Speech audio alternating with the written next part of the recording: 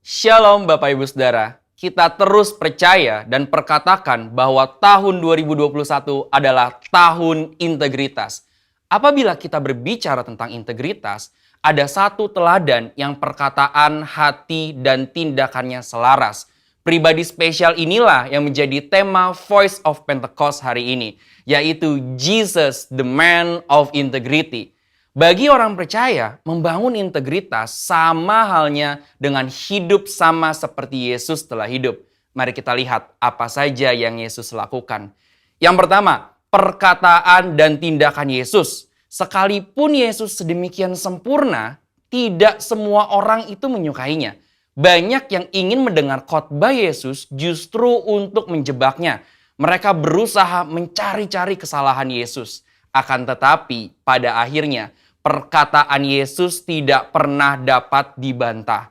Mengapa demikian? Karena Yesus selalu mempraktekkan apa yang ia katakan. Yesus tidak hanya jago khotbah, tetapi dia melakukan dan menghidupi firman.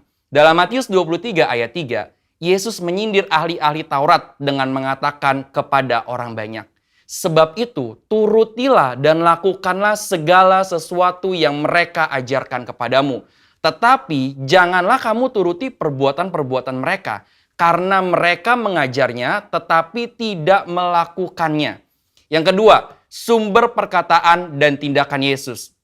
Dalam Yohanes 12 ayat 49, Yesus mengatakan demikian, "Sebab aku berkata-kata bukan dari diriku sendiri, tetapi Bapa yang mengutus aku. Dialah yang memerintahkan aku untuk mengatakan apa yang harus aku katakan dan aku sampaikan." Selama hidupnya di bumi, Yesus tidak pernah mengatakan sesuatu dari dirinya sendiri. Ia sungguh-sungguh memastikan bahwa semua perkataan dan tindakannya itu bersumber dari Bapa. Dia tidak mengatakan sesuatu untuk kepentingannya pribadi, tetapi untuk kerajaan Allah. Yesus juga selalu memastikan bahwa semua yang dia lakukan sesuai dengan kehendak Bapa. Dengan cara demikian, Yesus sungguh-sungguh menjaga integritasnya. Yang ketiga, aplikasi perkataan dan tindakan Yesus. Kita sudah melihat bagaimana Yesus sungguh-sungguh menjadi man of integrity. Di dalam Alkitab, ada beberapa tindakan Yesus dalam mengaplikasikan kehidupan yang berintegritas. Pertama, ketika menghadapi pencobaan, Yesus menolak untuk mengubah batu menjadi roti. Bukan masalah sanggup atau tidak sanggup, tetapi karena ini adalah rencana iblis. Ingat saudara, Yesus hanya mau melakukan kehendak Bapa. Kedua, menghadapi yang membutuhkan. Yesus tidak membeda-bedakan orang ketika memberikan pertolongan.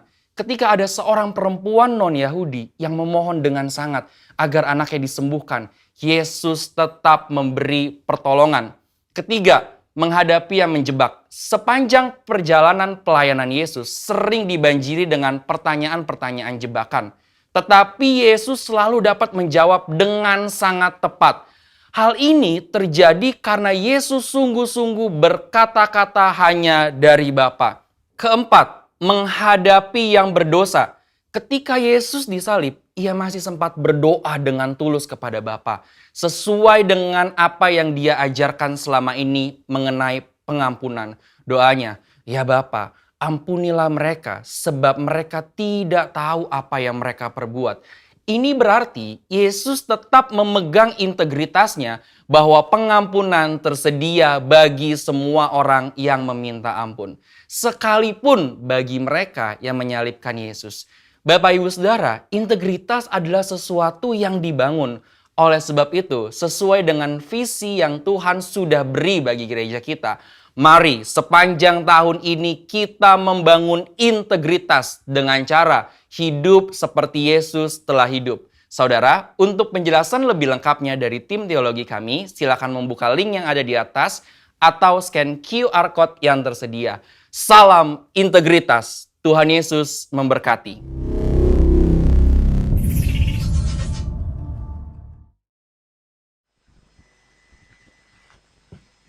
Shalom Bapak Ibu, ada sukacita? Haleluya, kita sama-sama bangkit berdiri. Kita akan mendeklarasikan Mazmur 91. Dalam lindungan Allah, orang yang duduk dalam lindungan yang maha tinggi dan bermalam dalam naungan yang maha kuasa akan berkata kepada Tuhan, tempat perlindunganku dan kubu pertahananku, Allahku yang kupercayai. Sungguh dialah yang akan melepaskan engkau dari jerat penangkap burung, dari penyakit sampar yang busuk. Dengan kepaknya ia akan melindungi engkau, di bawah sayapnya engkau akan berlindung, kesetiaannya ialah perisai dan pagar tembok. Engkau tak usah takut terhadap kedahsyatan malam, terhadap panah yang terbang di waktu siang, terhadap penyakit sampar yang berjalan di dalam gelap, terhadap penyakit menular yang mengamuk di waktu petang. Walau 1.000 orang rebah di sisimu dan 10.000 di sebelah kananmu, tetapi itu tidak akan menimpamu. Engkau hanya menontonnya dengan matamu sendiri dan melihat pembalasan terhadap orang-orang fasik. Sebab Tuhan ialah tempat perlindunganmu, yang maha tinggi telah kau buat tempat perteduhanmu. Malapetaka tidak akan menimpa kamu, dan tulah tidak akan mendekat kepada kemahmu. Sebab malaikat-malaikatnya akan diperintahkannya kepadamu untuk menjaga engkau di segala jalanmu. Mereka akan menatang engkau di atas tangannya, supaya kakimu jangan terantuk kepada batu. Singa dan ular tedung akan kau langkahi. Engkau akan menginjak anak singa dan ular naga. Sungguh hatinya melekat kepadaku, maka aku akan meluputkannya. Aku akan membentenginya sebab ia mengenal namaku. Bila ia berseru kepadaku, aku akan menjawab. Aku akan menyertai dia dalam kesesakan. Aku akan meluputkannya dan memuliakannya. Dengan panjang umur akan kukenyangkan dia, dan akan kuperlihatkan kepadanya keselamatan daripadaku. Amin. Haleluya. Berikan tepuk tangan terbaik untuk Tuhan yang luar biasa. Shalom semuanya. Kita akan memulai ibadah kita. Kita persatukan hati di dalam doa. Shiki labarataka labarataka labasyaka labarataka labarataka labu. Hura barataka labarataka labarataka labarataka labarataka labashe. Shiki labarataka labarataka labarataka labarataka labu. Ura barataka labarataka labashe labarataka labashe. Terima kasih ya Bapa atas kebaikan-Mu Tuhan. Kami bisa hadir Tuhan di tempat ini Tuhan. Kiranya Engkau berkati Tuhan setiap kami yang hadir Tuhan di rumah-Mu Tuhan. Bahkan setiap teman-teman kami Tuhan yang akan mengikuti Tuhan ibadah online ya Bapa. Engkau Allah yang memberkati Tuhan setiap kami Tuhan. Bila hadirat-Mu, lawatan-Mu Tuhan melingkupi Tuhan setiap kami Tuhan. Aba di dalam surga, kami percaya Tuhan. Kami percaya Engkau akan hadir di tengah-tengah kami untuk melawat kami Tuhan. Bagi kami yang sakit Engkau akan sembuhkan Tuhan oleh darah Yesus. Dan kami percaya Tuhan, bagi setiap kami Tuhan yang berbeban berat Tuhan, yang memiliki Tuhan pergumulan hidup ya Bapa, kami percaya Tuhan, Engkau Maha Penolong Tuhan bagi setiap kami. Engkau ya Bapa akan menyatakan Tuhan kemuliaan-Mu Tuhan di dalam hidup kami, sehingga kami akan menjadi Tuhan seorang yang pemenang Tuhan di dalam Engkau, di dalam nama Tuhan Yesus Kristus. Terima kasih Tuhan atas segala kebaikan-Mu dan kemurahan-Mu Tuhan. Inilah Tuhan setiap kami Tuhan, membawa hati kami Tuhan untuk menyembah Engkau ya Bapa. Biarlah Engkau hadir Tuhan di tengah-tengah kami. Pada saat kami memuji memuliakan Engkau ya Bapa, pintu surga itu terbuka bagi setiap kami. Lawat kami Tuhan di dalam hadirat-Mu. Tenggelamkan Tuhan setiap kami. Biarlah setiap kami Tuhan bisa berjumpa pribadi bersama dengan Engkau. Beracarlah Tuhan di tengah-tengah kami Tuhan. Dan kami percaya, kami sungguh percaya dan teramat percaya bahwa Engkau telah hadir Tuhan di tengah-tengah kami. Terima kasih ya Bapa untuk kasih setia dan perlindungan-Mu. Di dalam nama Tuhan Yesus Kristus kami mengucap syukur dan berdoa. Kita sama-sama katakan amin. Berikan tepuk tangan terbaik untuk Tuhan kita yang luar biasa. Silakan duduk di dalam hadirat Tuhan.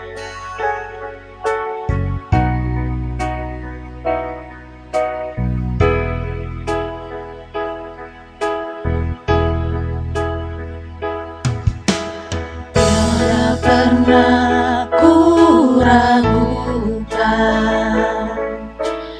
kasih setia-Mu ya Tuhan. Setiap waktu dalam hidupku tak pernah Kau tinggalkan.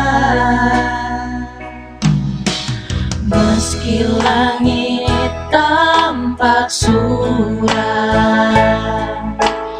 awan gelap pun menghadap.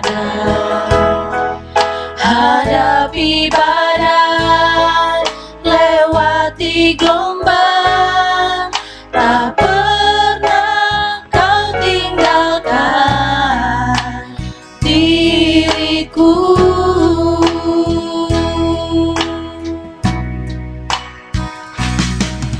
Walau seribu raba di sisiku, kau tetaplah Allah penolongku. Walau 10.000 raba di kananku, takkan ku goyah sebab Yesus sertaku. Walau 1000 raba di sisiku, kau tetaplah Allah penolongku.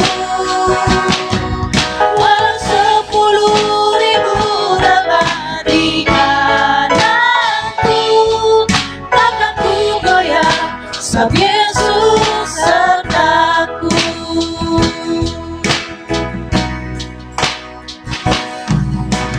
Tiada pernah ku ragukan kasih setiamu ya Tuhan. Setiap waktu dalam hidupku, tak pernah kau tinggalkan. Meski langit tampak suram, awan gelap pun menghadap. Hadapi badai, lewati gelombang, tak pernah kau tinggalkan diriku.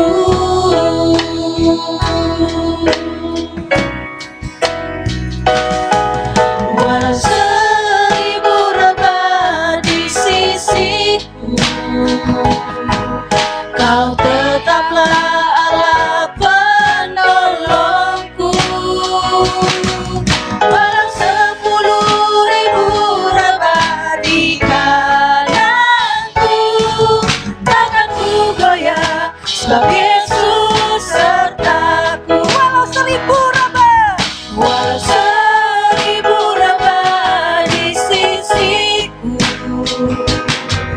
kau tetaplah Allah penolongku. Walau 10.000 raba di kananku, takkan ku goyah sebab Yesus sertaku. Mari sembah Dia.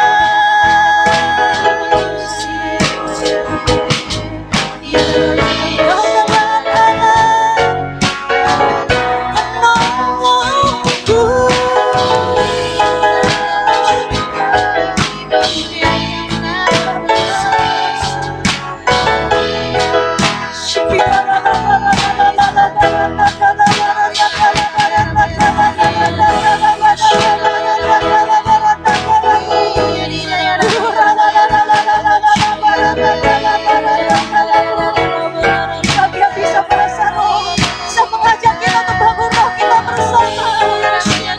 Shikila barata kala barata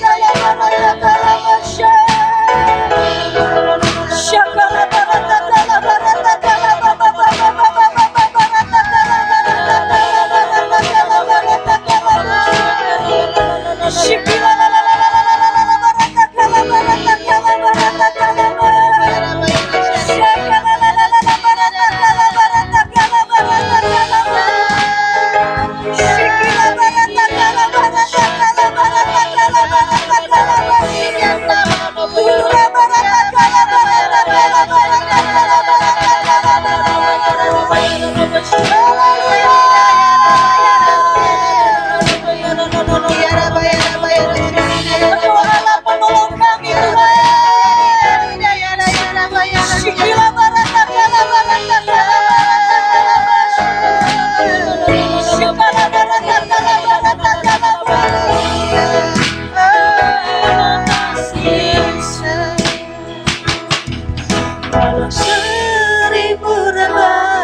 di sisiku.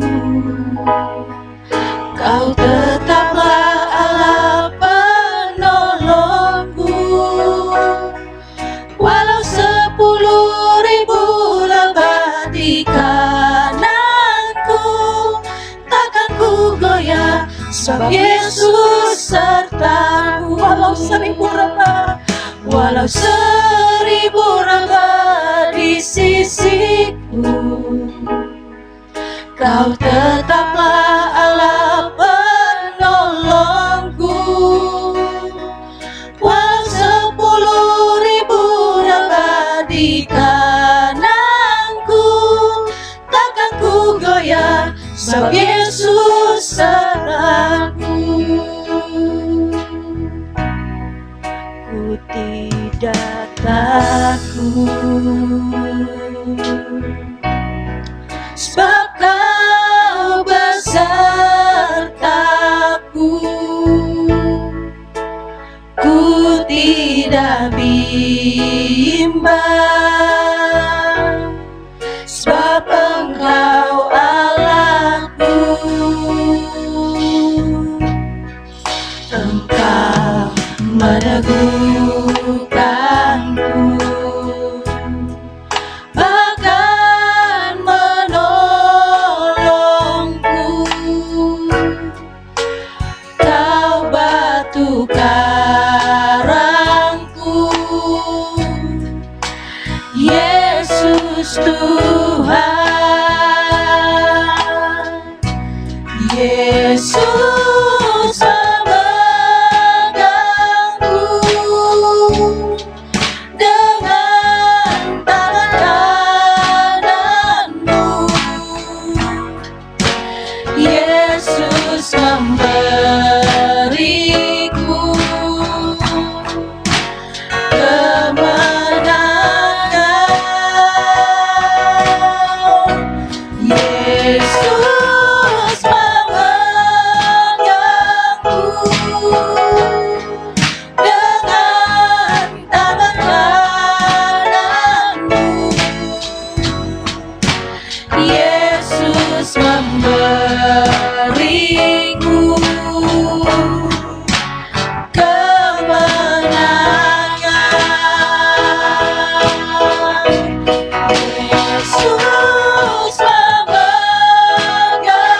memegangku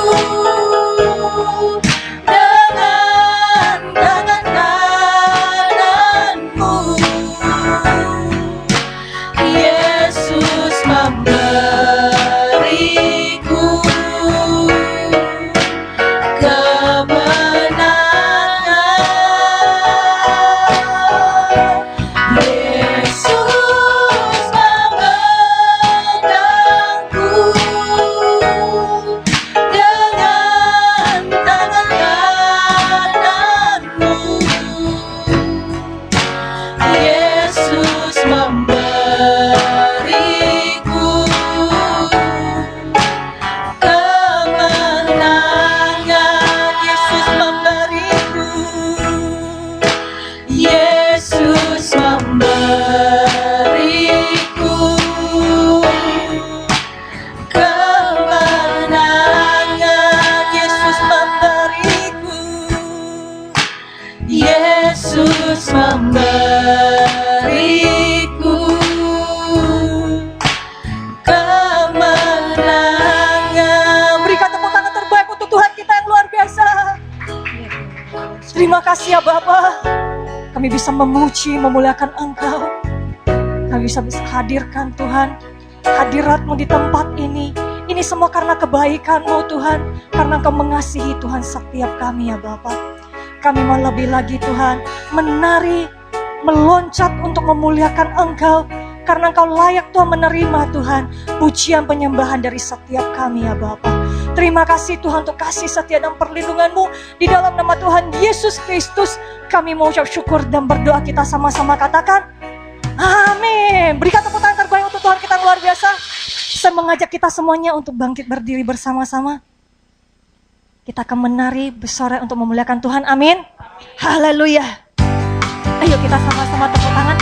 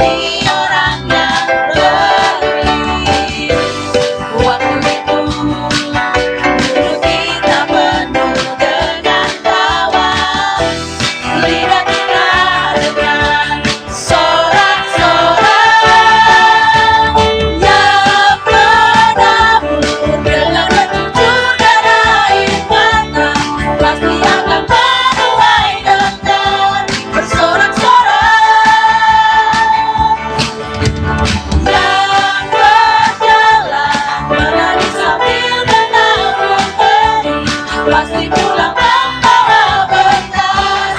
Berkat yang pasti pulang membawa berkat. Berkat yang pasti pulang membawa berkat. Berkatnya. Bilang sama kanan kiri, pasti pulang dari tempat ini Tuhan akan berkati engkau. Yes, haleluya. Tetap semangat, amin.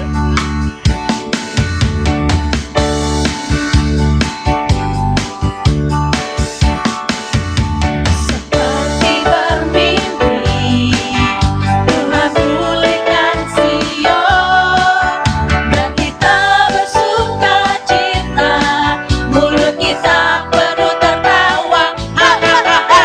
Seperti bermimpi, Tuhan pulihkan kita, perkara besar yang lakukan, marilah kita bersuka.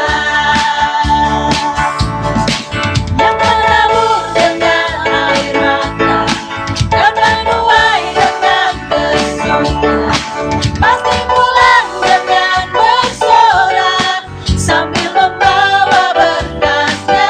Yang menabur dengan air mata dan menuai dengan bersuka, pasti pulang dengan bersorak sambil membawa berkatnya.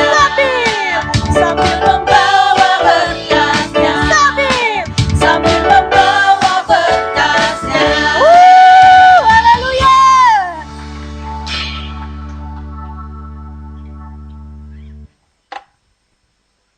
Kita akan mendeklarasikan arti dari Pentakosta ketiga. 1. Pentakosta ketiga adalah pencurahan Roh Kudus yang dahsyat di zaman now, melebihi yang terjadi di Azusa Street. 2. Pentakosta ketiga akan mengakibatkan penuaian jiwa yang terbesar dan terakhir sebelum Tuhan Yesus datang kembali. 3. Pentakosta ketiga akan membangkitkan generasi Yeremia, yaitu anak muda yang dipenuhi Roh Kudus, cinta mati-matian kepada Tuhan Yesus, tidak kompromi terhadap dosa, dan akan bergerak untuk memenangkan jiwa. 4. Pentakosta ketiga lahir di Indonesia dan bergerak ke bangsa-bangsa. Gerakan ini dari timur ke barat dan akan kembali ke Yerusalem. 5. Pentakosta ketiga akan memberikan kuasa untuk menyelesaikan amanat agung, dan setelah itu Tuhan Yesus datang kembali. Amin. Amin. Berikan tepuk tangan terbaik untuk Tuhan kita yang luar biasa. Silakan duduk di dalam hadirat Tuhan. Ini waktunya kita akan memberi yang terbaik untuk pekerjaan Tuhan di tempat ini. Kita persatukan hati di dalam doa. Terima kasih Bapa, Engkau telah memberkati Tuhan setiap kami Tuhan. Terima kasih Engkau memberikan kesehatan yang baik, keluarga besar yang baik, pelayanan yang baik, bisnis pekerjaan yang baik Tuhan bagi setiap kami. Bila setiap tangan-tangan yang akan memberi Tuhan, Engkau Allah yang memberkati Tuhan setiap mereka. Mereka akan kembalikan Tuhan persepuluhannya mereka ya Abah, bahkan persembahan khusus, persembahan Tuhan ucapan syukur. Kami percaya Tuhan, setiap tangan-tangannya akan memberi ya Bapa. Engkau akan memberikan sukacita yang baru bagi setiap kami ya Bapa. Terima kasih ya Bapa untuk kasih setia dan perlindungan-Mu. Di dalam nama Tuhan Yesus Kristus, kami mengucap syukur dan berdoa. Haleluya. Amin.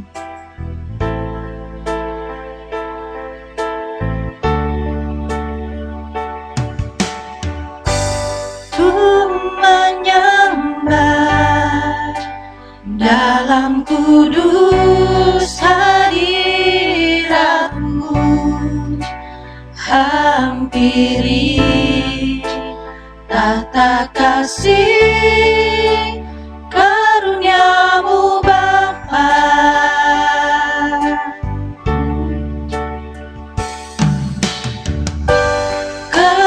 Kekuatanku hanya dalam hadirat-Mu, Yesusku, hanya Kaulah segalanya.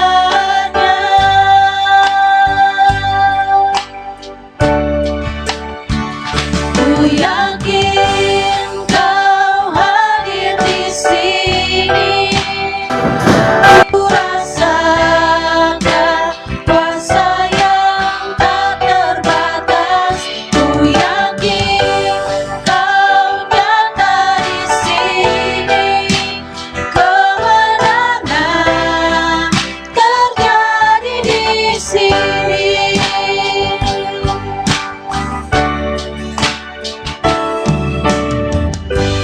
Ku menyembah dalam kudus hadirat-Mu. Hampiri tata kasih karunia-Mu Bapa.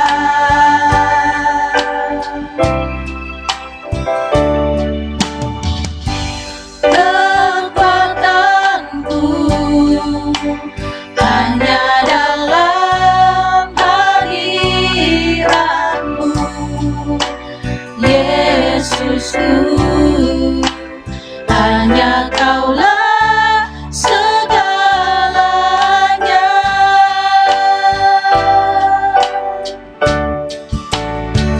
Ku yakin Kau hadir di sini.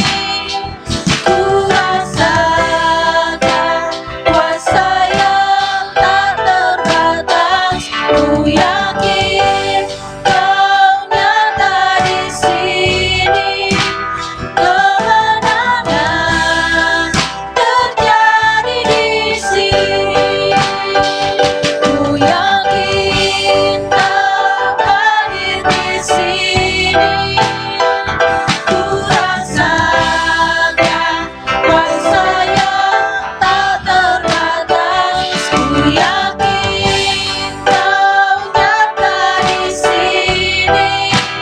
Kemenangan terjadi di sini. Segenap jiwaku memuji-Mu. Sungguh besar Engkau, Yesusku. Segenap hatiku menyembah-Mu. Kau besar, Kau besar, Kau besar, Kau besar.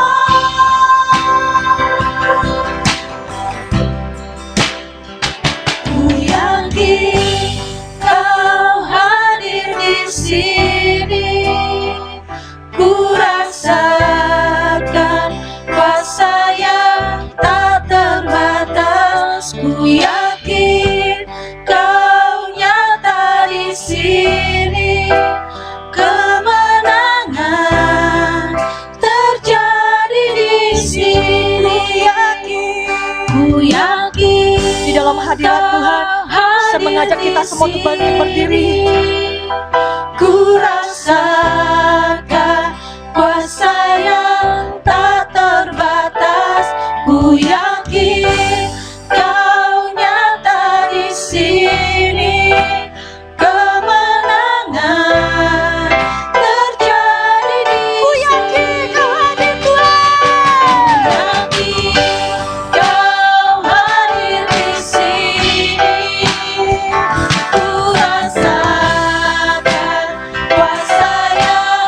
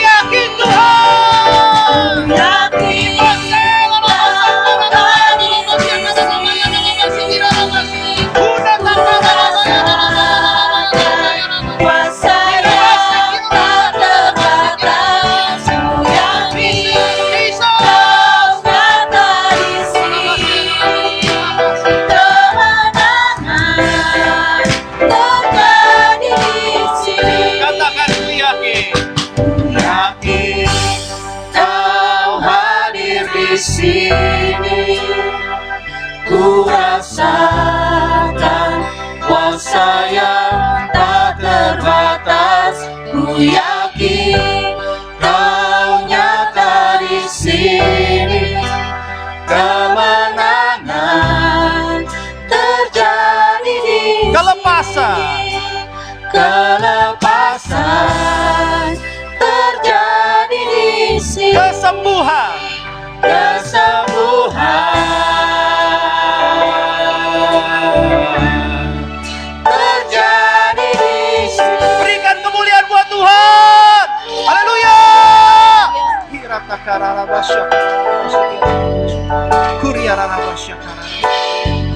Oh Yesus, terima kasih Yesus, Engkau baik Yesus. Kami bersyukur kepadamu. Engkaulah Raja kami, Engkaulah Bapa kami, Engkaulah Juru Selamat kami. Ya Tuhanku, ya Yesus, kami mencintaimu, kami mengasihimu. Ya Tuhanku, haleluya, haleluya. Terima kasih ya Bapa, kami boleh merasakan hadirat-Mu. Kau hadir tengah-tengah kami, melawat setiap dari kami. Terima kasih ya Bapa, buat mata dan hati-Mu yang selalu tertuju buat kami. Kami bersyukur kami boleh hadir di rumah Tuhan pada pagi ini untuk diberkati. Aba Bapa, kiranya urapi kami semua dengan Roh Kudus-Mu, sehingga apa yang Kau sampaikan kami boleh lakukan. Bapa, kiranya juga urapi di mulut hamba, sehingga ada perkataan yang mempunyai otoritas sorgawi, yang mengubahkan setiap dari kami untuk menjadi indah dan menjadi berkat buat banyak orang. Terima kasih ya Bapa, berbicaralah. Kami siap di dalam hadirat-Mu untuk mendengarkan isi hati-Mu. Segala hormat, pujian, kuasa, kemuliaan, masyarakat bagi-Mu. Di dalam nama Tuhan Yesus Kristus, kami mengucap syukur dan berdoa. Yang siap mendengar firman Tuhan sama-sama katakan, amin. Selamat dulu Bapak Ibu Saudara, puji Tuhan. Shalom semuanya. Haleluya. Bagaimana kabarnya? Siapa yang merasakan hadirat Tuhan? Wow, Tuhan Yesus baik. Amin. Puji Tuhan. Saya sudah dapat materi khotbah ini hari Sabtu lalu. Tapi karena satu dan lain hal, kesibukan yang saya lakukan, jadinya baru dibuat Sabtu kemarin dan disempurnakan tadi waktu saya di ruangan tadi. Sampai istri saya nanya, kok doa terus gitu ya. Padahal saya di ruangan sedang berkomunikasi dengan Roh Kudus. Saya mau tahu apa yang ingin Tuhan sampaikan buat kita. Kenapa? Karena saya percaya bahwa hari-hari ini semakin jahat dan yang terpenting adalah, yang terbaik adalah kita semakin intim dengan Tuhan. Amin.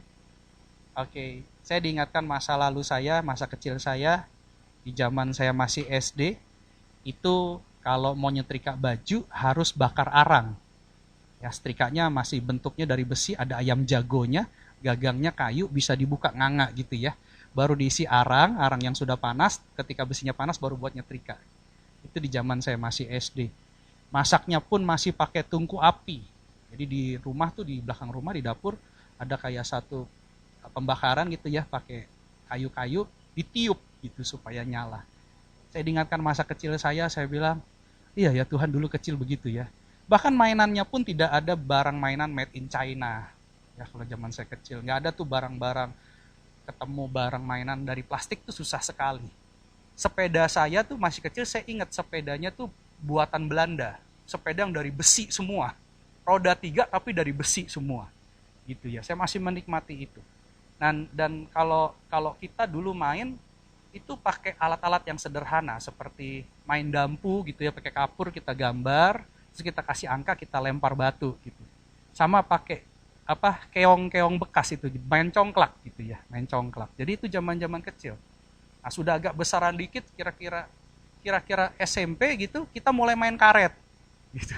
Jadi memang di zaman-zaman saya kecil itu permainannya masih dikatakan tanda kutip primitif. Peralatan rumah tangganya masih primitif. Beda dengan sekarang yang modern. Karena zaman sudah modern, zaman sudah maju, sehingga banyak transportasi modern, banyak peralatan rumah tangga modern, banyak alat-alat kesehatan yang modern. Apapun itu di zaman dulu atau zaman sekarang, yang namanya peralatan pasti ada batas usianya. Yang namanya peralatan di dunia ini pasti tidak ada yang sempurna. Satu saat nanti pasti namanya ada kerusakan. Ya.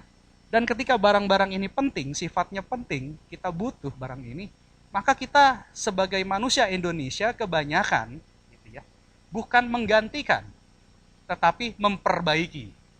Benar ya? Kalau saya lihat gitu ya, banyak sekali di Indonesia mobil-mobil tua yang masih bisa jalan. Mobil-mobil yang kayak Fiat gitu masih ada yang pakai gitu ya. Mobil Spacewagon itu yang sudah tua masih ada yang pakai. Bahkan motor aja tuh kalau saya lihat sudah nggak ada plat nomornya masih ada yang pakai gitu. Itu Indonesia. Gitu ya. Beda sama Singapura.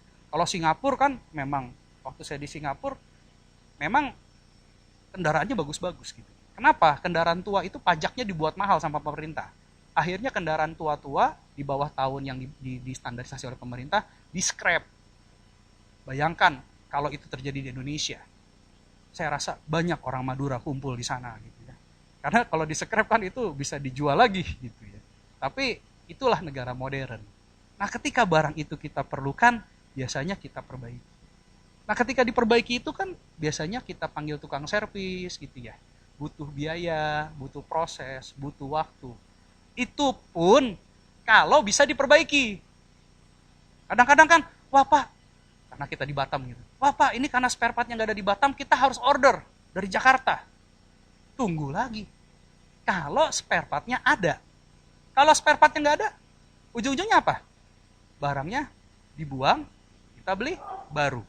Jadi artinya, setiap barang yang rusak, itu pasti kita rata-rata kita coba perbaiki dulu. Apalagi di zaman sekarang ya, nggak main ganti-ganti aja loh.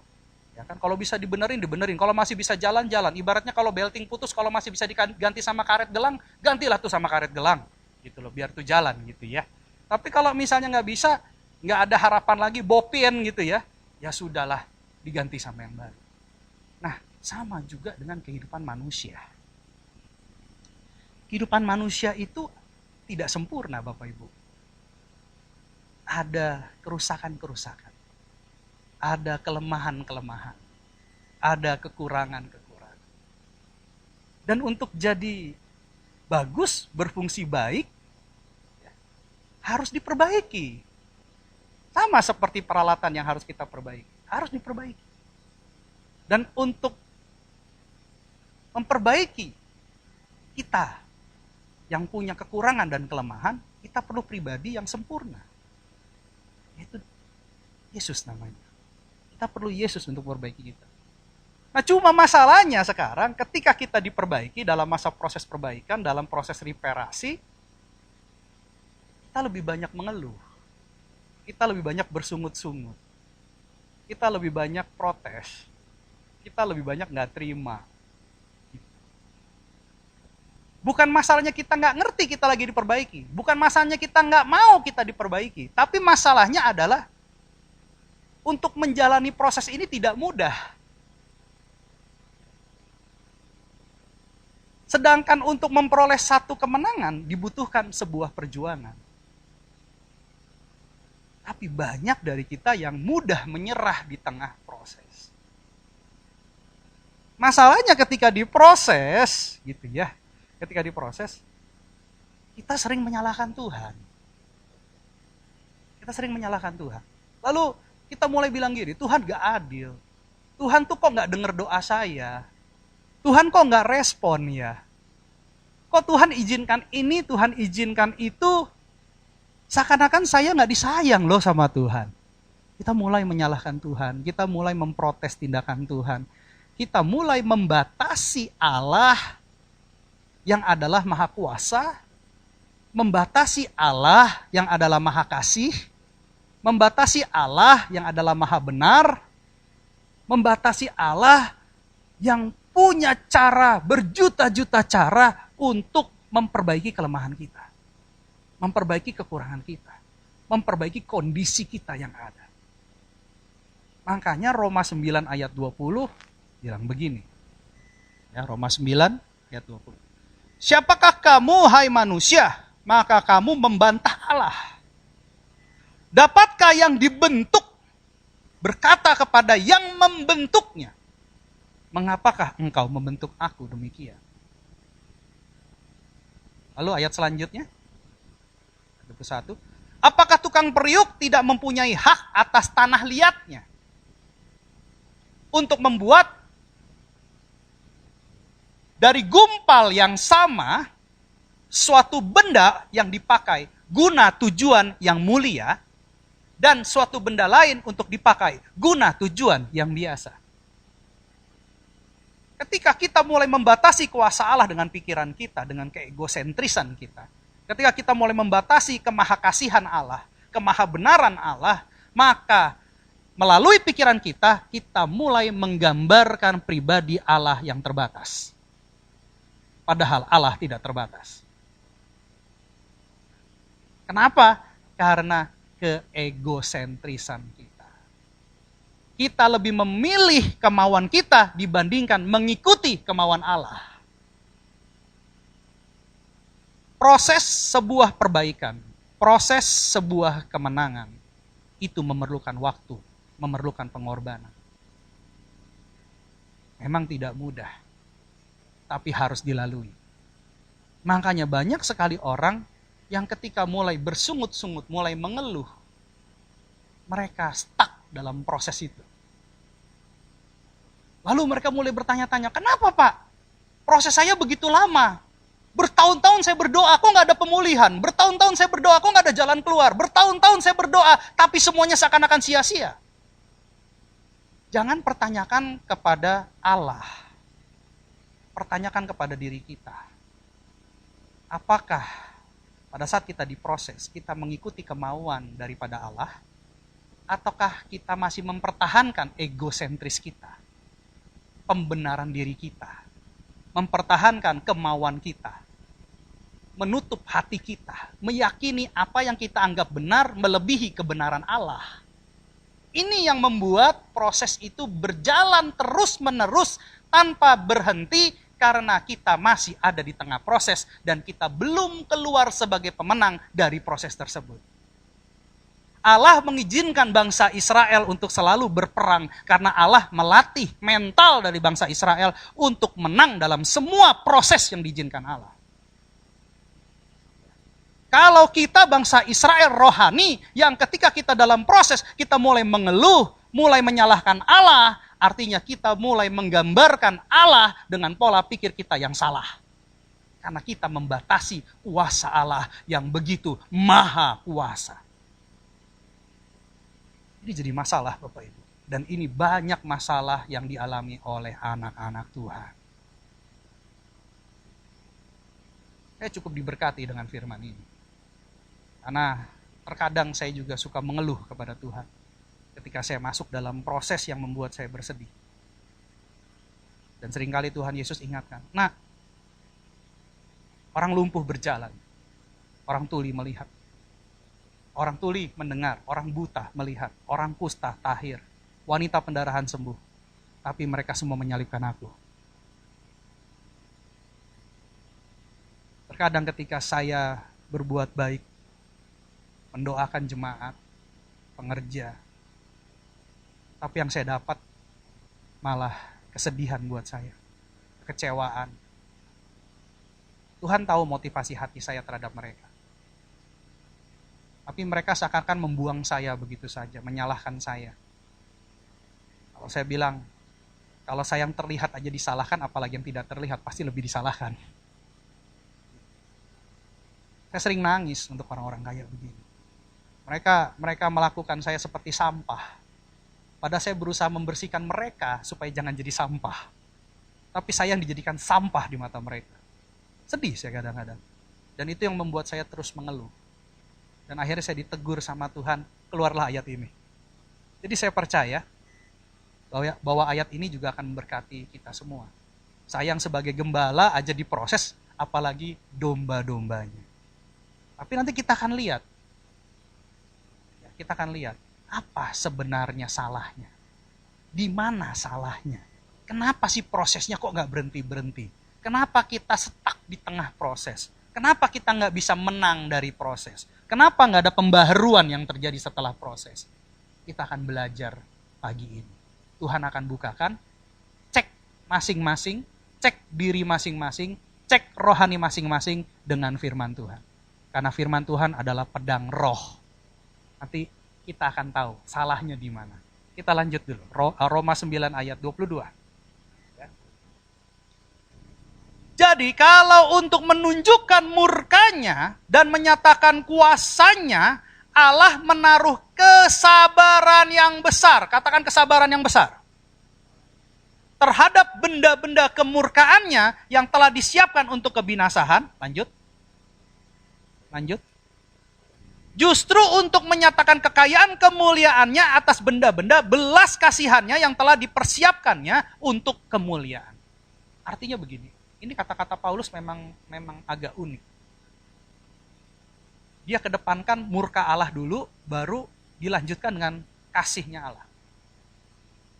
Kalau kita mengenal Allah yang maha kasih, kita mengenal kesabaran Allah, maka kita juga harus mengingat murkanya Allah. Allah maha kasih, yes dan amin. Tapi jangan lupa, Allah maha adil. Apa yang kita perbuat, pasti ada akibatnya. Allah maha adil. Dan kita tidak bisa komplain dengan Allah tentang rancangan Allah dalam hidup kita. Karena tadi ayat sebelumnya dikatakan bahwa tanah liat tidak bisa komplain sama tukang periuk. Suka-suka tukang periuk membuat gumpalan tanah liat mau jadi benda apa? Bisa jadi piring tanah liat, bisa jadi mangkok tanah liat, bisa jadi kendi tanah liat, bisa jadi vas bunga tanah liat. Suka-suka dia. Bisa dibentuk untuk jadi sesuatu yang mulia, bisa dibentuk untuk sesuatu yang biasa-biasa saja. Tetapi kalau tanah liatnya gagal dibuat, gagal diperbaiki, maka benda yang dibuat dari tanah liat itu akan dibuang. Sama seperti repair peralatan tadi, reparasi tadi.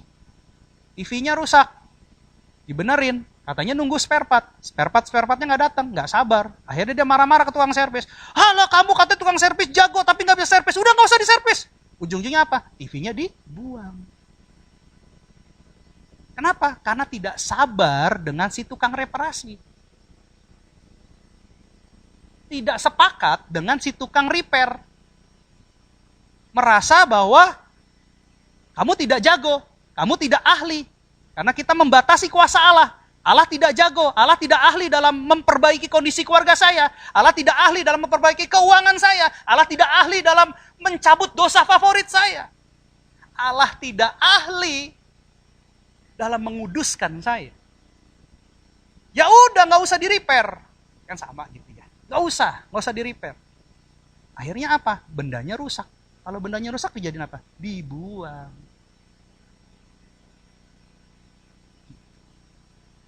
Makanya Allah ini sabar. Dia sabar sama kita supaya kita bisa di-repair. Nah, kita juga harus ikutin proses ini. Supaya kita bisa di-repair. Makanya tema khotbahnya menjadi indah dan memberkati. Kalau sudah di-repair, berfungsi pastinya memberkati. Siapa yang mau jadi berkat buat banyak orang? Saya mau. Nah, makanya ini harus ngerti proses ini. Kalau kita menjadi berkat, kita menjadi indah. Bunga yang indah pastinya jadi berkat. Pemandangan yang indah pastinya jadi berkat. Baju yang indah pasti jadi berkat. Apalagi manusia Kristus yang indah. Anak-anak Allah yang indah. Perkataan yang indah. Sikap yang indah. Saya percaya kita semua bisa jadi berkat. Baik buat diri kita, baik buat keluarga, maupun sesama.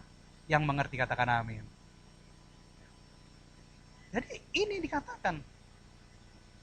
Ini dikatakan bahwa kalau kita ingat kasih Allah, kita juga harus ingat murkanya. Jangan sampai kita nggak bisa ikutin prosesnya, akhirnya kerusakan, kelemahan daripada diri kita nggak bisa diperbaiki. Karena kita nggak sepakat dengan tukang servisnya.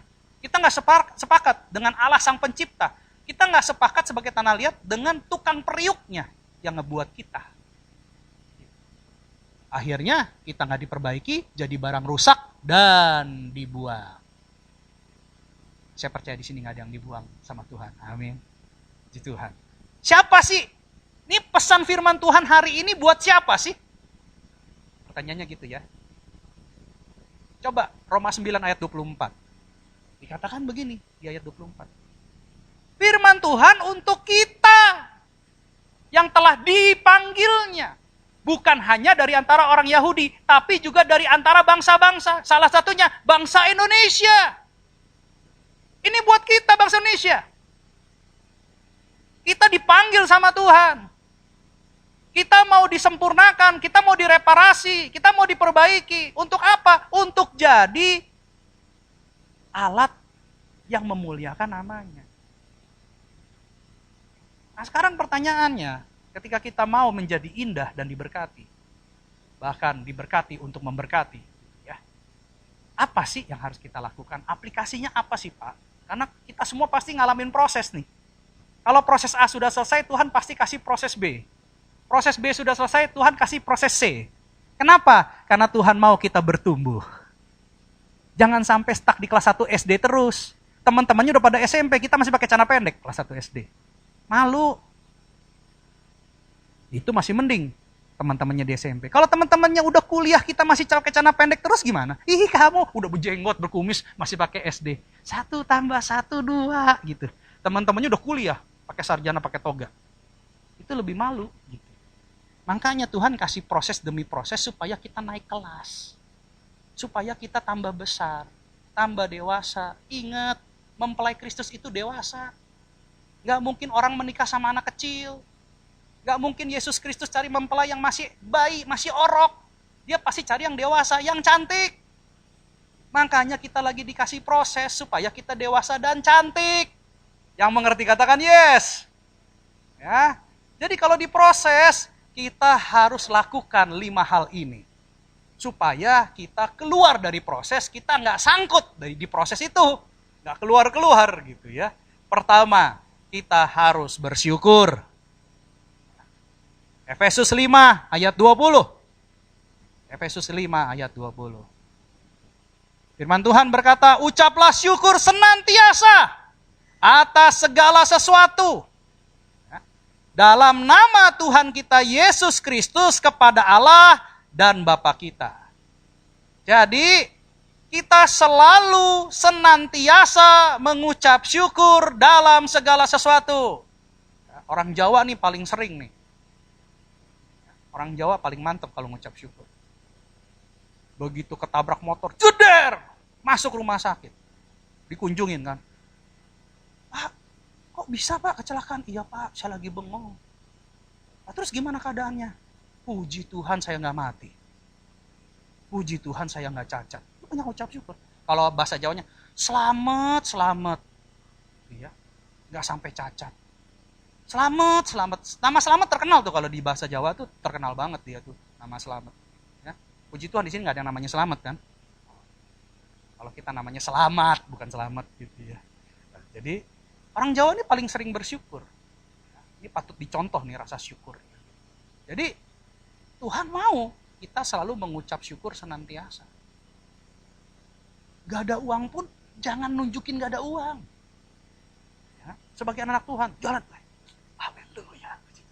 Walaupun nanti di kamar orang aduh Tuhan, kayak ubur-ubur. Aduh Tuhan, gak ada uang Tuhan. Tapi itu di kamar. Jangan dikasih unjuk ke orang. Kalau di orang tetap jalannya, walaupun gak ada uang, keluar nih di kamar.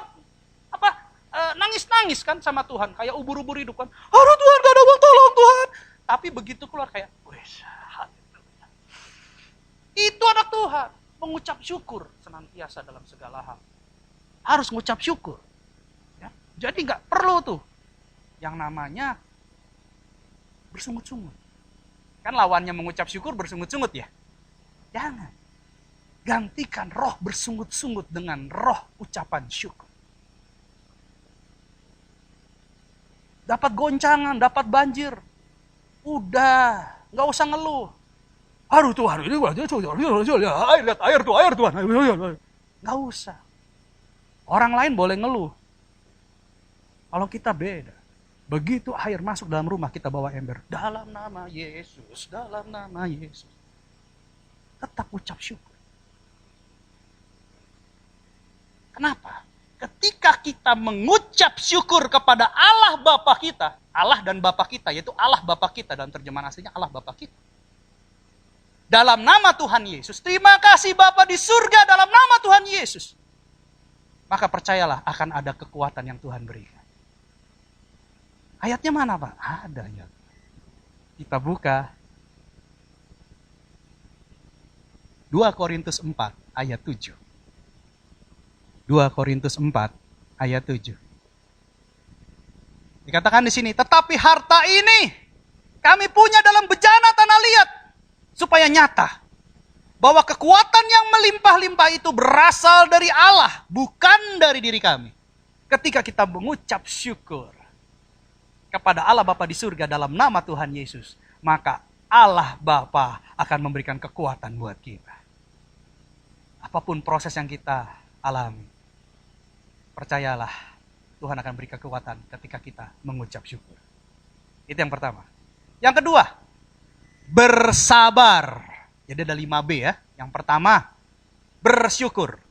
2B, B yang kedua, bersabar. Ya, bersabar. Siapa yang di sini namanya Sabar Nasution? Wah, puji Tuhan. Ya, bersabar. Ibrani 6 ayat 13. Ibrani 6 ayat 13. Sebab ketika Allah memberikan janjinya kepada Abraham, ia bersumpah demi dirinya sendiri. Karena tidak ada orang yang lebih tinggi daripadanya. Lanjut ayat 14. Katanya, sesungguhnya aku akan memberkati engkau berlimpah-limpah. Dan akan membuat engkau sangat banyak. Ayat selanjutnya. Abraham menanti dengan sabar.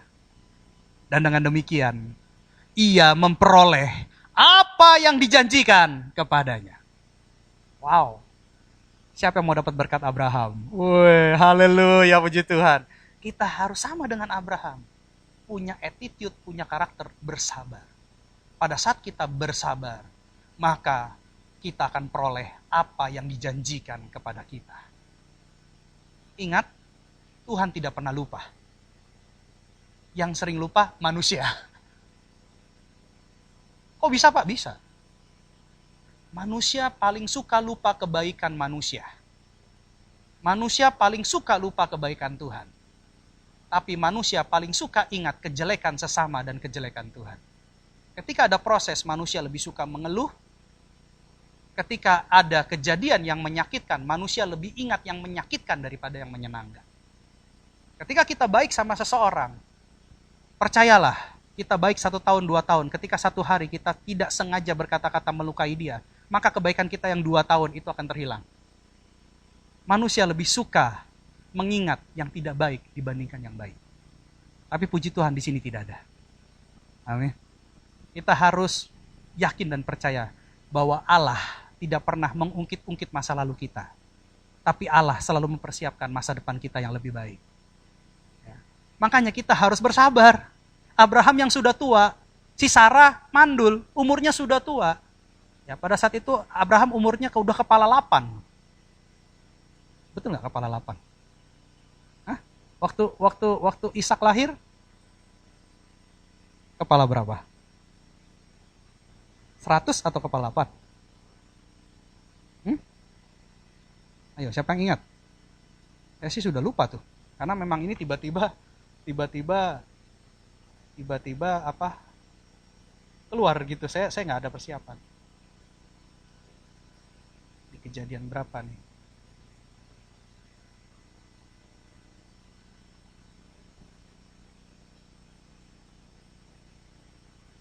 Abraham itu sudah tua yang jelas gitu ya. Nanti baca sendiri deh. Saya nggak siapkan materi untuk itu. Tapi yang jelas Abraham sudah tua, Sarah sudah tua dan mandul. Tambahin lagi tuh. Sarah sudah tua dan mandul. Kemarin saya kerikin istri saya bilang gini, pengurapan Sarah turun atas kamu. Terus istri saya bilang, Sarah itu kan pengurapannya kecantikan. Saya bilang, enggak. Sarah itu bukan hanya cantik. Buktinya dia sudah tua aja masih disukai raja-raja. Dia bukan hanya cantik, saya bilang itu. Tapi dia juga pinter merawat suami, saya bilang begitu. Jadi biarlah pengurapan Sarah turun, saya bilang begitu. Ya, jadi Abraham walaupun sudah tua, istrinya sudah tua dan mandul, dia percaya janji Allah. Dan apa yang terjadi? Benar-benar terjadi kan, dari keturunan Abraham lahirlah bangsa Israel. Ya, jadi harus bersabar. Dalam proses, kita harus bersabar. Yang pertama bersyukur, yang kedua bersabar, yang ketiga beriman. B ketiga. Ayatnya mana? Roma 8 ayat 28. Harus beriman. Roma 8 ayat 28. Kita tahu sekarang bahwa Allah turut bekerja. Katakan turut bekerja. Dalam segala sesuatu untuk mendatangkan kebaikan bagi mereka yang mengasihi Dia, yaitu bagi mereka yang terpanggil sesuai dengan rencana Allah. Nah, ini kan proses Allah untuk memperbaiki kita. Kalau kita mengikuti rencana Allah dalam proses untuk menjadikan kita indah dan menjadikan kita berkat buat orang lain, makanya kita harus ikut. Kita harus mengasihi Dia. Dan kita percaya, kita beriman bahwa Allah kita bukan Allah yang mati, tapi Allah yang hidup. Karena ada pengajaran God is dead gitu ya. Itu pengajaran sesat. Allah kita tidak terlihat, tapi Allah kita adalah Allah yang hidup. Amin. Nah, kalau Allah itu hidup, makanya Dia bisa bekerja. Dia tidak pernah berdiam diri, Dia tidak pernah beristirahat. Kalau Dia beristirahat, saya rasa air pantai itu melewati batas pantai. Kalau Dia beristirahat, saya rasa air sumur ketika kena hujan, airnya ngeluber-ngeluber dari sumur. Ya. Kalau Dia istirahat, saya rasa harimau-harimau dari mata kucing atau babi liar atau monyet liar masuk ke Nagoya. Kenapa? Karena nggak ada makan. Tapi karena ekosistem alam, keseimbangan alam dipelihara oleh Allah yang masih turut bekerja, makanya masih oke. Orang berdosa masih punya napas. Orang berdosa masih dikasih waktu untuk bertobat. Apalagi kita anak-anak Tuhan yang hari Minggu tidak ke mall, yang hari Minggu tidak pergi mancing. Tapi Tuhan hari Minggu anak-anakmu ada di gerejamu. Lihat. Saya percaya pulang pasti membawa berkas-berkasnya. Waktu yang kalian berikan buat Tuhan tidak akan pernah sia-sia. Ketika Tuhan Yesus pinjam perahunya Petrus, Tuhan Yesus berkhotbah. Setelah selesai berkhotbah, Petrus yang gak dapat ikan semalam-malaman, dia bilang gini, Petrus, kamu agak dayung sedikit ke tengah. Setelah ke tengah, tabur katanya jalannya. Begitu tabur jalan, apa yang terjadi? Dapat ikan. Artinya apa? Ketika dia luangkan waktu untuk Tuhan, percayalah Tuhan akan menggantikan dengan berkat yang berkualitas. Gak akan ada yang sia-sia pergi gereja. Yang letih lesu pasti dikuatkan. Yang terikat pasti dilepaskan. Yang suam-suam kuku pasti dapat kasih mula-mula. Dan saya percaya juga, kita yang sedang dalam proses pertumbuhan pasti didewasakan. Ya, jadi nggak ada yang sia-sia. Hadirat Tuhan tuh mantep. Saya kalau dapat hadirat Tuhan, tadi di dalam saya nangis. Di sini saya nangis. Saya merasa dekat banget dengan Tuhan. Kalau Tuhan hadir, berarti Tuhan sayang sama kita. Ya? Jadi, kita tahu, apapun proses yang kita sedang alami, pergumulan hidup yang kita sedang jalani, semuanya adalah kebaikan. Ya, kebaikan tuh. Pak, kok lama banget? Ya, nanti ada lagi nih, mungkin kamu gak pernah ngucap syukur kali. Kan ini saya bilang, harus cek pakai stetoskop masing-masing. Ya. Atau jangan-jangan kamu gak bersabar. Ya. Kalau beriman mungkin beriman, karena masih ke gereja. Tapi jangan-jangan yang dua ini, ada lagi gak Pak? Ada, B keempat. B keempat, buka hati. Ibrani 3 ayat 15. Ada lagi nih yang keempat. Ibrani 3 ayat 15. Tetapi apabila pernah dikatakan pada hari ini, jika kamu mendengar suaranya, janganlah keraskan hatimu seperti dalam kegeraman.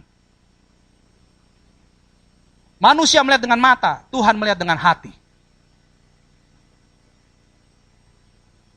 Dengar firman ngerti. Tapi hatinya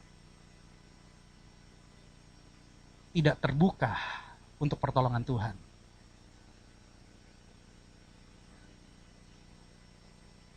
Makanya komplain. Pak, kok proses saya lama ya? Sekarang saya tanya. Lebih mudah pecahkan batu bata atau lebih mudah pecahkan batu gunung?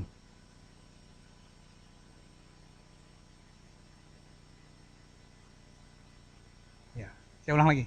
Lebih mudah mengetuk pakai palu sebuah batu bata merah atau kita memecahkan pakai palu sebuah batu kali, batu gunung tuh yang buat di pinggir-pinggir batu yang curam itu, yang batu kayak koral tapi batunya besar. Mana yang lebih mudah? Batu merah lah, betul ya? Atau saya ilustrasi ganti deh. Mana lebih mudah menghancurkan kerupuk sama batu bata? Nah itu ilustrasi, karena lagi jawabnya kayak ragu-ragu apa, kasih yang kontras gitu, kerupuk sama batu bata, kelihatan. Ya. Artinya semakin keras, prosesnya semakin lama nggak? Jadi, coba deh cek pakai stetoskop firman Tuhan. Yang prosesnya lama, coba cek, duk-duk, duk-duk, duk-duk, hatinya keras nggak? Jangan jawab di sini, malu.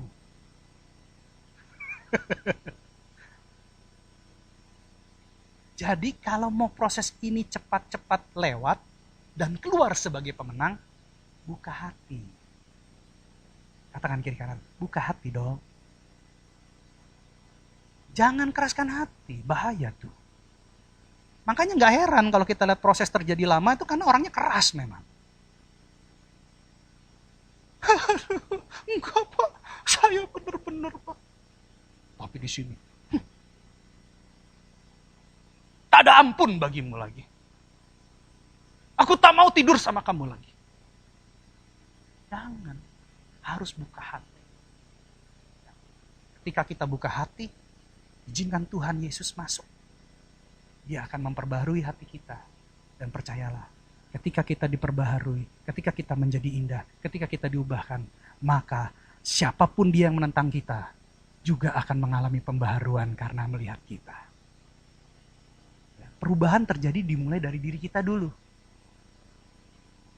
Jangan mengharapkan orang lain berubah. Kita dulu berubah. Saya percaya kok, ketika kita mulai berubah, pemulihan itu terjadi. Yang tadinya bos sebel, kalau ngelihat dia, masih masuk tuh orang. Nggak sekalian dipecat aja, tapi nggak tahu cara mencatnya gimana. Tapi ketika karyawan itu berubah, pagi bos, mau saya buatkan kopi bos? Masih buat kopi. Aduh bos kayaknya pegel-pegel, mau saya pijet-pijet dulu. Tapi dengar ya, nggak boleh beda kelamin. Oke. Nah, terus langsung bosnya bilang, kamu sekarang gaji berapa ya? Wah kan gitu. Minggu depan saya naikin ya. Yes, mantap. Karena kita berubah dari diri kita dulu. Pelayanan yang tadinya si A gitu ya, mukanya udah kayak pepaya busuk gitu ya, kerucut gitu. Kan? Tapi kita senyumin, hai, halo sis. Lama-lama saya percaya yang mental dia itu. Ya kan? Karena kita selalu memberkati dengan senyuman, memberkati dengan keramah tamahan. Kita dulu yang berubah. Yesus mengubahkan saya yang keras hati dengan apa? Kesabaran. Yesus sabar sama saya. Pelan-pelan, dia bimbing, dia didik. Lama-lama saya berubah. Dan saya percaya ketika saya berubah, apa yang terjadi? Istri saya yang dari agama lain berubah. Istri saya boro-boro mau ke gereja. Ngedrop saya di depan gereja, antar jemput dia. Dia tak pernah masuk gereja. Tapi karena ada perubahan dalam diri saya, akhirnya perubahan itu terimpartasi buat keluarga saya. Jadi ini penting nih, jangan keras hati. Ya. Ingat, semakin keras, semakin lama prosesnya. Ya. Jadi udah buka hati aja. Jadi yang pertama bersyukur, kedua bersabar, ketiga beriman, keempat buka hati. Yang kelima, kalau sudah buka hati ada satu lagi yang harus dilakukan. Bertobat. Roma 2 ayat 4. Roma 2 ayat 4. Roma 2 ayat 4. Maukah engkau menganggap sepi kekayaan kemurahannya, kesabarannya, dan kelapangan hatinya? Tidakkah engkau tahu bahwa maksud kemurahan Allah ialah menuntun engkau kepada pertobatan? Gitu. Ya. Apa koneksinya Pak dengan buka hati? Coba ayat 5-nya. Roma 2 ayat 5, ayat selanjutnya. Tapi oleh kekerasan hatimu, oleh kekerasan hatimu yang tidak mau bertobat, memaksakan kemauan saya merasa apa yang saya yakini sekarang benar, bahkan melebihi kebenaran firman. Ya. Padahal sudah jelas-jelas banyak orang mengatakan salah. Orang di Alkitab keterangan 2 saksi sah, ini udah 200 orang kali ngomong dia salah, tapi tetap mempertahankan kebenaran yang dianggap dia benar, padahal bukan benar, itu adalah pembenaran. Dengan berbagai macam dalil, berbagai macam alasan mempertahankan kemauannya. Artinya belum ada pertobatan. Gitu. Kalau kita tidak mau bertobat, maka engkau menimbun murka atas dirimu sendiri pada hari waktu mana murka dan hukuman Allah yang adil akan dinyatakan. Orang diproses untuk bertobat, tetapi dia tidak mau bertobat, ya jalanin tuh proses. Saya kira prosesnya akan ditambah lagi itu supaya sadar. Ingat, segumpal tanah liat bisa menjadi barang yang berguna, barang yang indah. Sepotong besi, kalau kita beli potongan besi, itu juga bisa menjadi barang yang berguna. Tapi semua harus melewati proses untuk menjadi indah dan memberkati. Kita menonton video ini, coba nyalakan video jadi. Ada di situ jadi. Suaranya. Ya, ini Pak Gembala berubah wujud ya.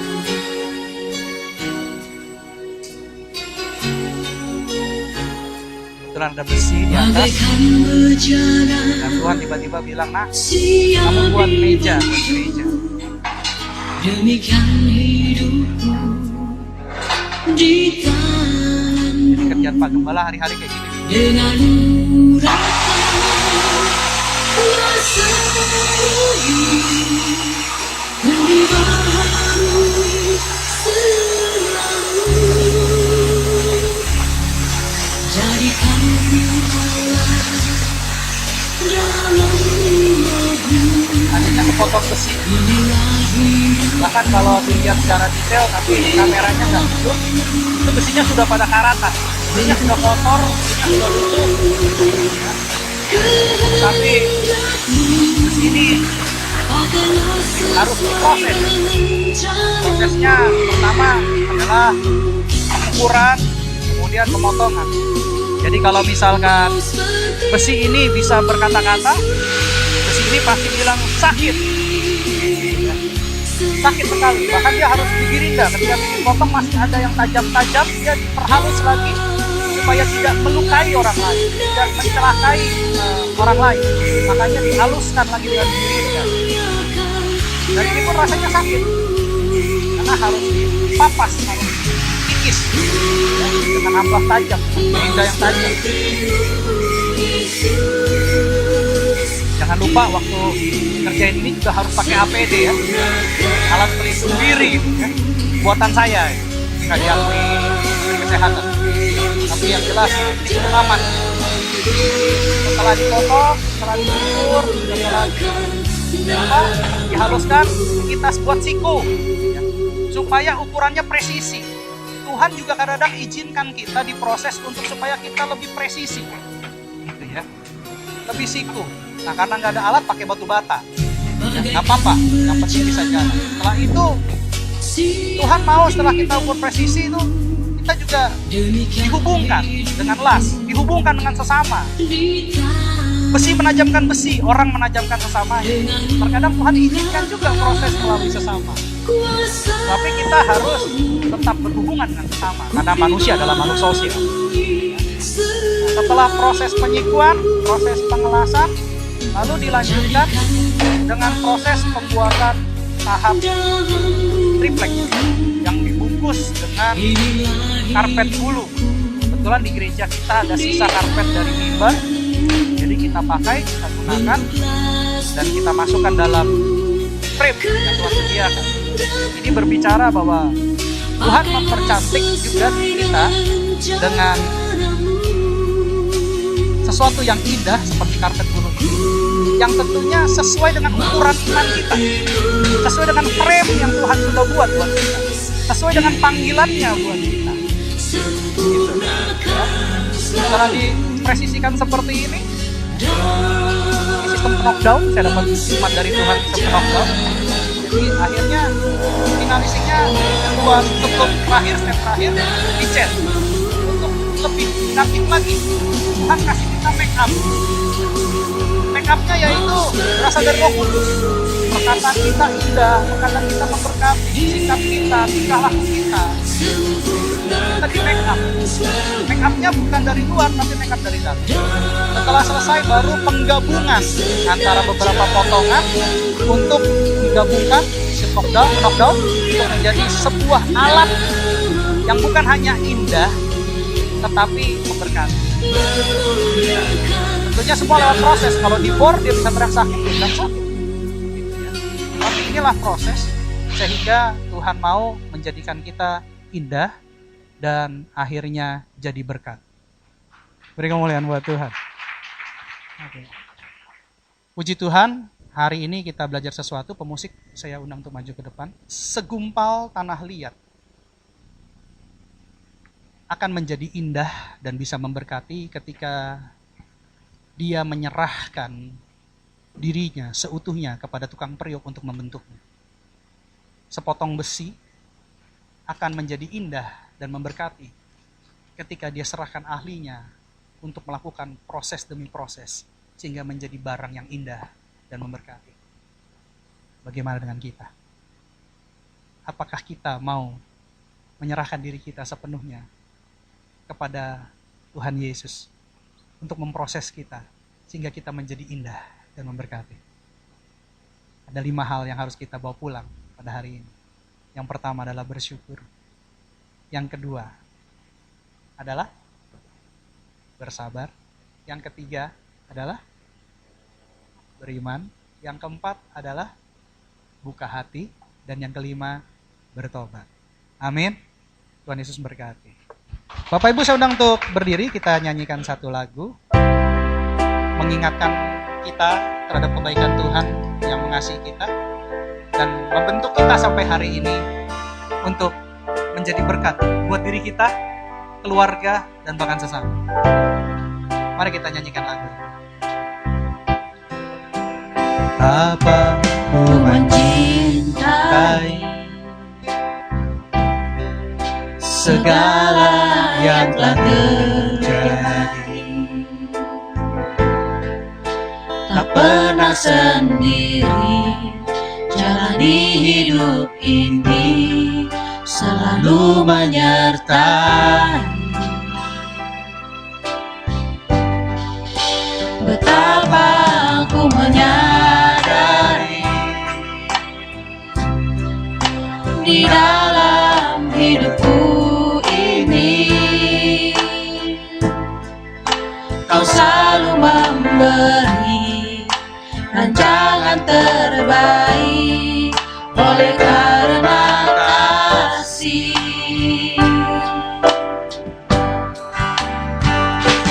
Bapa, sentuh hatiku, ubah hidupku menjadi yang baru. Emas yang murni, Kau membentuk.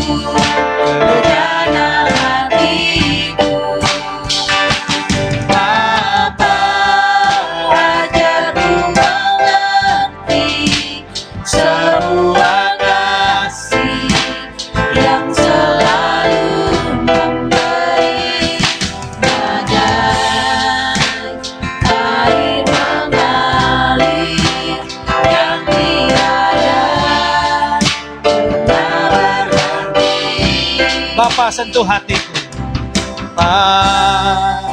Sentuh hatiku, Yes Lord. ubah hidupku Jamah anak-anakmu Tuhan. jadi yang baik. Jamah mereka pribadi lepas beriman. Biarlah Roh Kudus, Yang murni Roh Kudus mengubahkan hati mereka. kau membentuk Roh Kudus jana hati. menggantikan hati mereka yang keras dengan hati yang lemah lembut. Dalam nama Tuhan Yesus. Ku mengerti Biarlah mereka boleh mengerti sebuah tentang kasih kasih Yesus. yang selalu Kasih Yesus beri yang mau berkorban, yang selalu memberi.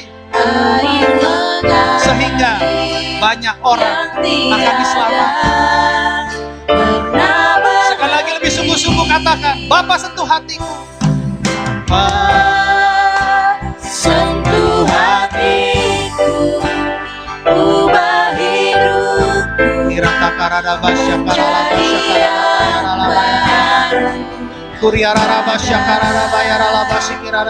Emas yang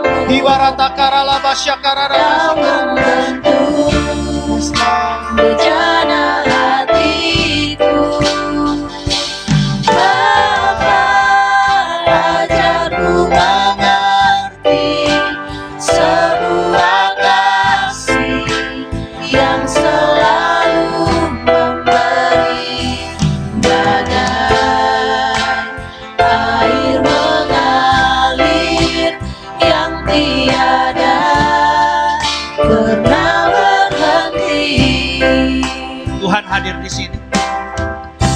Tuhan mau masing-masing merenungkan diri, berdiam diri, mengoreksi diri.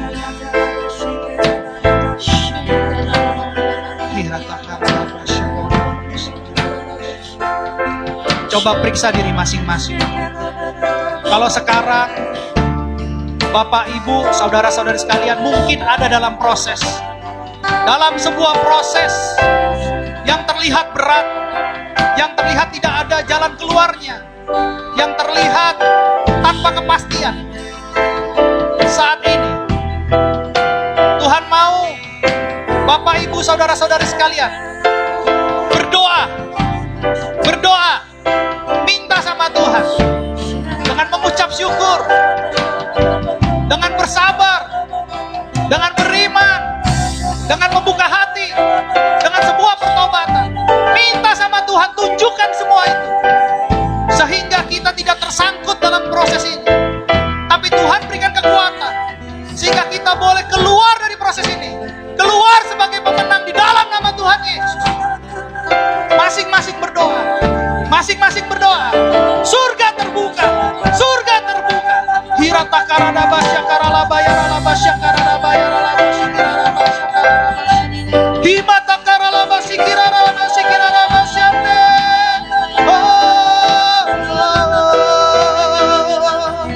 haleluya. Oh yes, terima kasih Yesus. Haleluya. Hirata karara basya karala bayara bayara bayara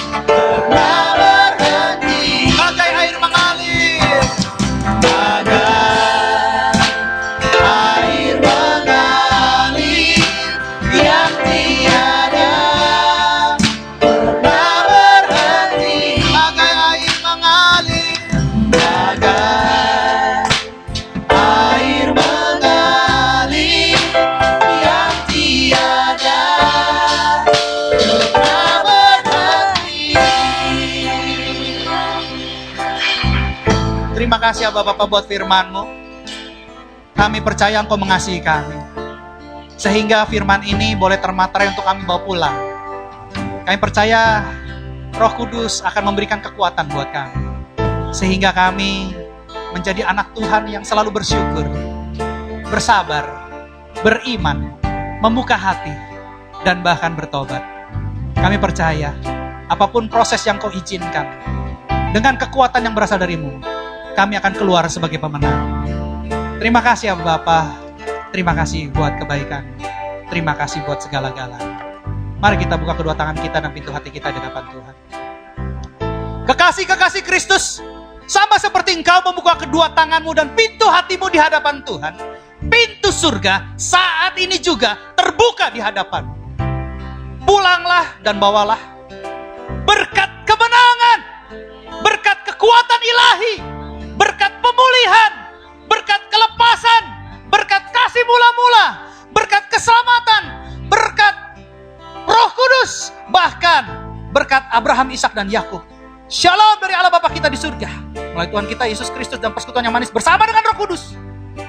Mulai hari ini sampai Tuhan Yesus datang menjemput kita di awan-awan yang permai. Sebagai orang percaya yang sudah mendapatkan berkat Tuhan, mari kita sama-sama katakan amin. Selamat hari Minggu, Tuhan Yesus memberkati.